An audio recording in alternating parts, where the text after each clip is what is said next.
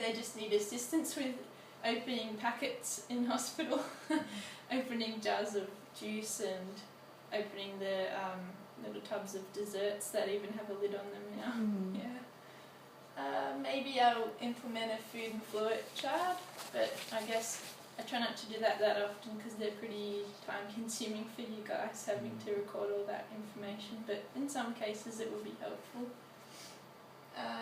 Maybe they need a modified diet, like a texture modified diet, minced and moist with lots of gravy to help with their dry mouth. Maybe they need some supplements. I guess we would encourage food first, preferably to a supplement drink, but sometimes the supplement drinks are convenient and maybe they like the taste. And maybe flavoured milks and things. Some of them, the clients really like them. I guess that could be just something for them to sip on throughout the day.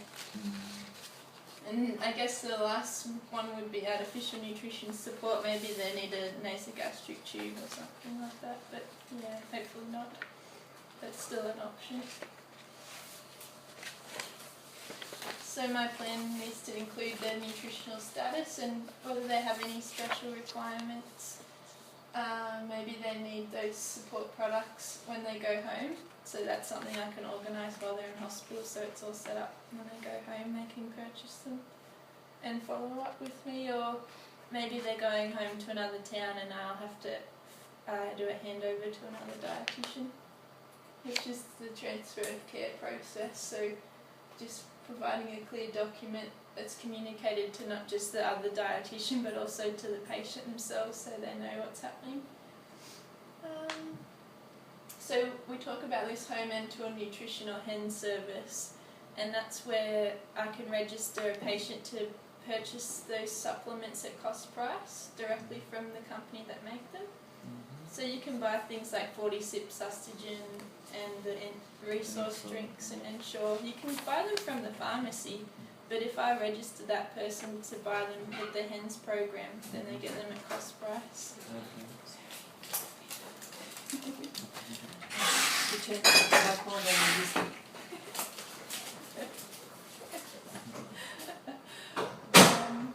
So I guess, for example, you can buy a tin of Sustagen for $20 at the pharmacy, or I could register them to get it for $10 a can, so they could get a whole month's supply for half the price. So any health professional can register someone for this HENS program, but generally I'm the one that does it, but anyone can do that. If anyone's interested, I could give you some more information. But yeah, usually you just send them to me and I'll do it. Yeah. It's more paperwork for you.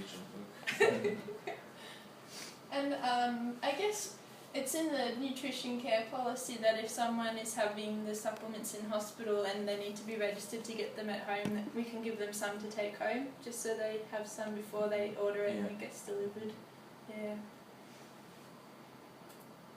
So what's your role in preventing malnutrition? What sort of things do you think is up to you? Identifying the risk factors. Yep. That's right. Just doing the screening. Just identifying that there is a risk. Yep. And putting it into action. Yep. Early intervention. Yeah, definitely. You guys are the ones seeing them straight away. Yeah, it might take me a few days to get here to put things in action, but there's some things you guys can do before I get here. Which is great. Continuing assessment, like ongoing assessment and evaluation of the management that we've done. Yeah, that's right. Maybe they come in and things are fine, but a week later things are totally different with their clinical condition. Who knows? What about in treating malnutrition? Are there some things in your role that would help in treating a patient who's malnourished?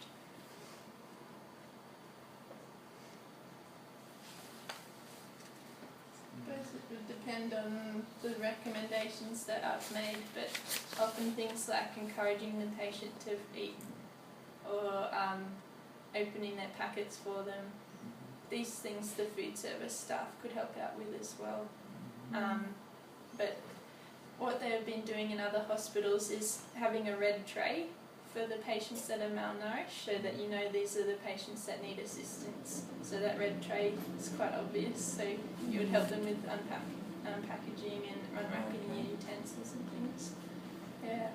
So we'll find out how that goes. I think they're doing that at Griffith Base Hospital at the moment. I think they started putting like a, you know, I don't know, I think it was a dark blue piece of paper saying this patient needs assistance. Like quite often you get some that do and some that don't, and yeah, exactly. Yeah, I think the tray thing's probably a good idea. Yeah, yep, it's quite obvious. Stands out, yeah. Excuse me. So just to finish up, what can we do is screen patients on admission and throughout their stay, weigh patients on admission and at least weekly thereafter, refer patients who are at risk and encourage them to eat and provide assistance at meal times. And if you know that that patient's been prescribed a 40 sip or a resource drink, I guess encouraging them to drink it.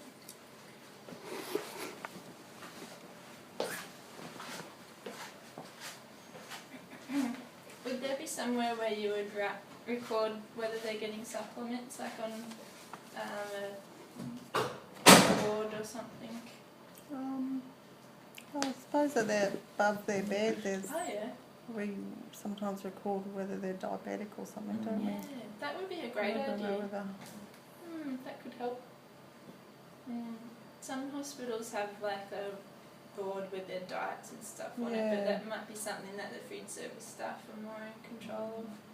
I normally run down and tell them if I've prescribed something as well. So they'd be the ones delivering Like the morning we've got a diet list in our computer, which we update every morning and give it to the kitchen.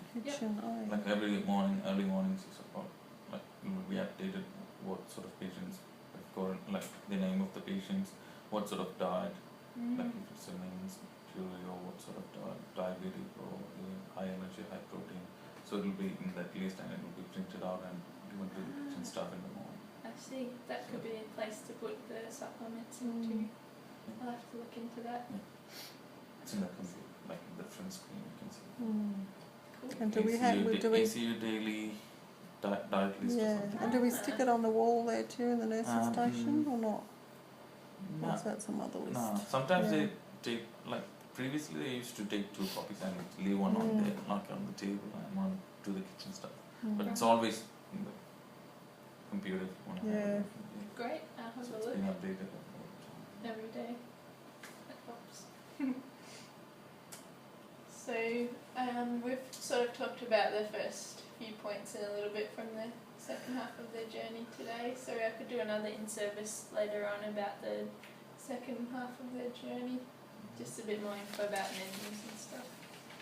Yeah, and like the levels of fluids, you know, you've got your level fluids. 1. I never understand all that either. That would be a good thing to do. Great, that's a great one. That could be just a quick in-service on modified foods and fluids. That's good. I've got a good little picture chart thing that I can just print off for you if you like.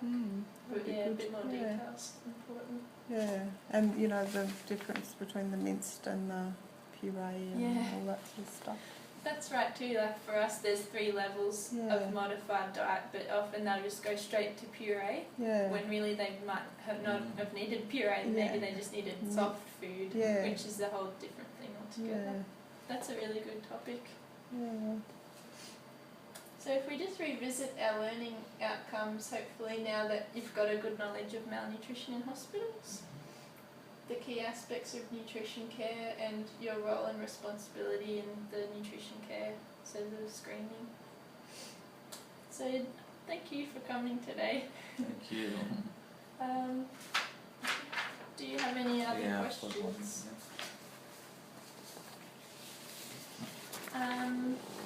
I've given you all a feedback form. It would be great if you could please fill that out for me. So I think our next steps for the future is I'll probably get some more referrals from you, which is good, keep me busy. And that I might do another in-service on the texture modified diets. I can take that away Oh, now. thank you. Thank you very much.